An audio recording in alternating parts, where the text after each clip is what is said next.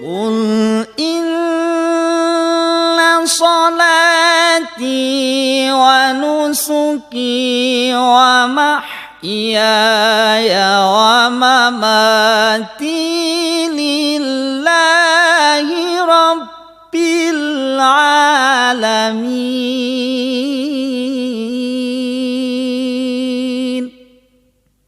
la syarika lahu wa bidzalika umirtu wa ana awwalul muslimin.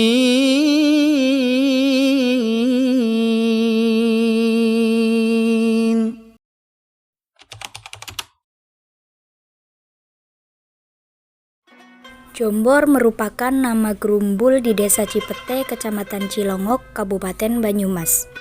Desa ini selalu dikaitkan dengan keberadaan Syekh Abdus Somad yang merupakan ulama abad ke-16 dalam melakukan penyebaran agama Islam di wilayah Banyumas dan sekitarnya. Terdapat beberapa versi tentang asal-usul nama Jombor sebagai gerumbul di mana Syekh Abdus Somad berdakwah dan mengajarkan agama Islam. Beberapa masyarakat menafsirkan bahwa asal-usul nama Jombor dikaitkan dengan salah satu misi dakwah beliau, lafal jo yang berasal dari kata ojo atau tidak, dan bor berasal dari kata boros. Jadi ketika lafal Jombor digabungkan menjadi kalimat ojo boros atau jangan bertindak boros. Adapun batas geografis wilayah Jombor, dari arah barat ditandai dengan Sungai Kuyuk, dan bagian timur dibatasi dengan Sungai Lembaran, serta bagian selatan berbatasan dengan Gerumbul Pejaten, dan di bagian utara berbatasan dengan Desa Cirangkop.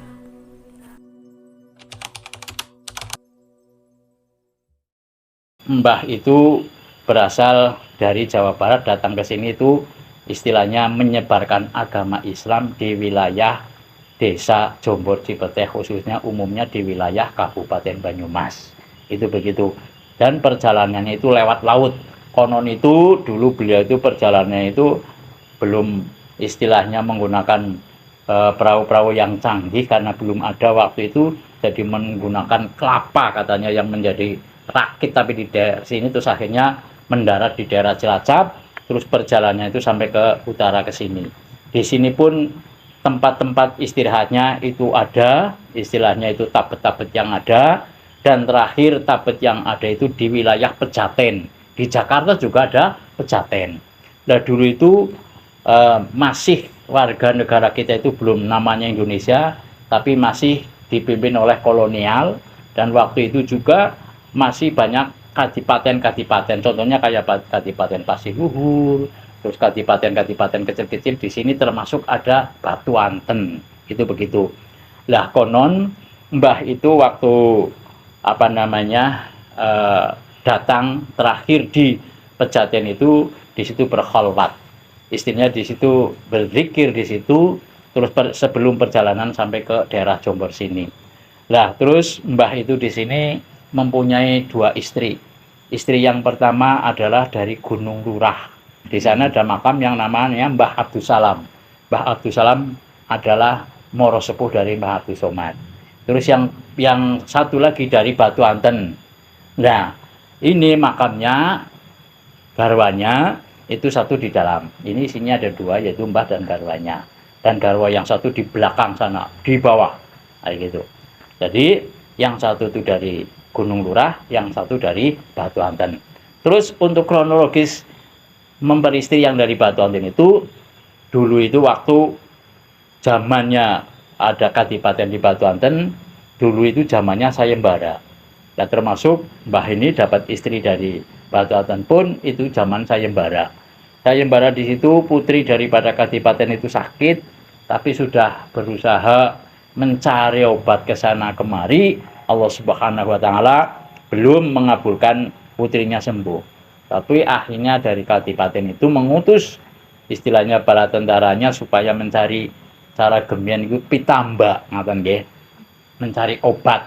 Akhirnya disebar, ada yang ke selatan, ada yang ke utara. Terus yang ke utara itu pas melewati sungai namanya Sungai Tenggulun, Sungai Jombor. Nah kebetulan di situ pas Mbah itu berkholwat di situ, sedang zikir la ilaha illallah di situ, tapi kedengarannya suaranya itu menggelegar. Lah akhirnya itu dari bala tentara Batu Anten itu masuk ke situ, ternyata orang. Akhirnya ditemui, terus dimintai tolong istilahnya menyampaikan apa yang menjadi hajat daripada anak buah atau bala tentara Kadipaten Batu Anten itu. Intinya istilahnya minta obat kepada mbah ini. Akhirnya dikasih air tapi wadahnya bukan dengan gelas, wong belum ada gelas, tidak dengan plastik karena belum ada plastik. Dengan tahu daun talas itu yang di sawah, ya dengan itu. Jadi ditaruh di situ, terus disuruh untuk diminumkan dan sebagainya. Alhamdulillah, biidznillah, putri dari Kadipaten Batu Anten itu sembuh.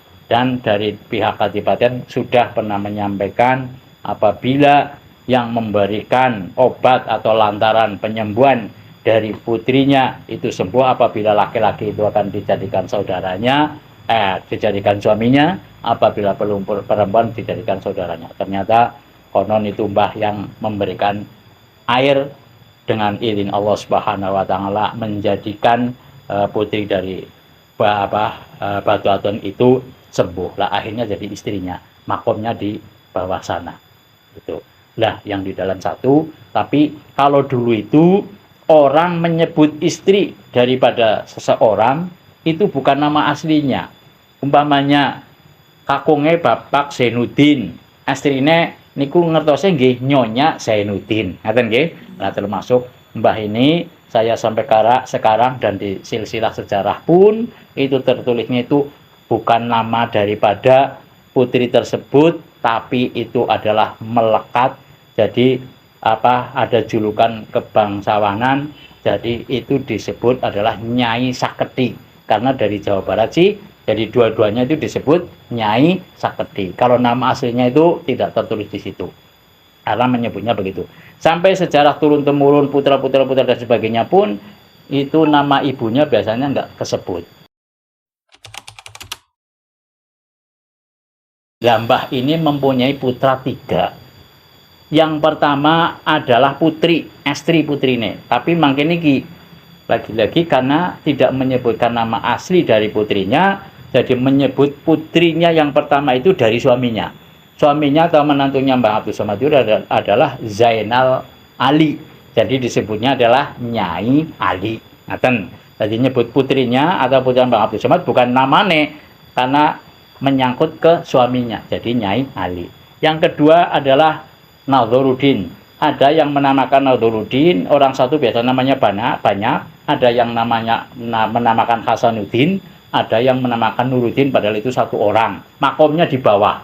Nanti jenengan tadi sudah melewati sebenarnya waktu masuk ke regol pertama di kiri jalan. Dan yang kedua, yang pertama itu Nyai Ali. Nyai Ali ini makomnya ini nih, yang kebetulan kemarin roboh waktu ada hujan gede ini. Yang sebelah ini ada makom itu. Yang bangunannya nanti kalau jangan berdiri nanti lihat di situ. Itu di situ makomnya. Lah yang ketiga Hasanuddin. Hasanuddin itu kalau di sini namanya Hasanuddin. Tapi kalau di Banyumas sana yang tadi tempatnya itu di utara makam Bupati pertama Joko Kaiman. Itu makamnya di sana. Tapi orang di sana ngertinya bukan Hasanuddin, tapi ngertinya adalah Mbah Lambak. Ngertinya itu. Nah, padahal aslinya Hasanuddin. Nah, ini termasuk yang waktu itu mengikuti sayembara di sana. Konon dari Bupati Joko Kaiman itu memberikan sayembara apabila ada yang bisa membuat keraton semalam jadi bakal menjadi menantunya. Nah, itu Mbah Hasanuddin yang menjadi menantunya di sana. Makamnya di utaranya Bupati Joko Kaiman 100 meter kalau nggak salah di utaranya. Nanti ada makom seperti ini tapi agak kecil sedikit. Dan dikelilingi pohon nagasari. Ini pohon nagasari itu yang gede itu. Pohon nagasari. Ini pohon nagasari. Pohon-pohon langka. Yang ada biasanya di makam-makam dan juga di daerah Jawa Barat, di Sunan Gunung Jati dan sebagainya ada di sana.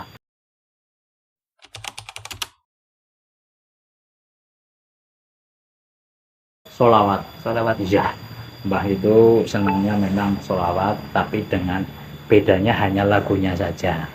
Contoh dalam momen sepit lagunya begini, jenengan mau disepiti mamanya, udah dirubungkan modelnya di sini, Nanti yang ngerubung itu baca Sallallahu ala Muhammad, Sallallahu ala Muhammad, Sallallahu ala Muhammad, ya Rabbi sholli wa salim. Itu kan sholawat Jibril. Kalau sekarang, kalau dulu nggak disampaikan, pokoknya baca sholawat, itu aja. Terus lagi, habis sholat isya, itu ada juga sholawatan. Ya masih di masjid sini. Itu dari Allahumma sholli Allah tinggi sana. Pokoknya intinya baca sholawat tapi intonasinya Jawa Barat. Itu begitu. Ya, masih itu amalannya. Terus berikutnya kalau baca sholat bacaan kitab Al-Bajanji itu juga begitu. Lagunya ya lagu-lagu yang intonasinya dulu.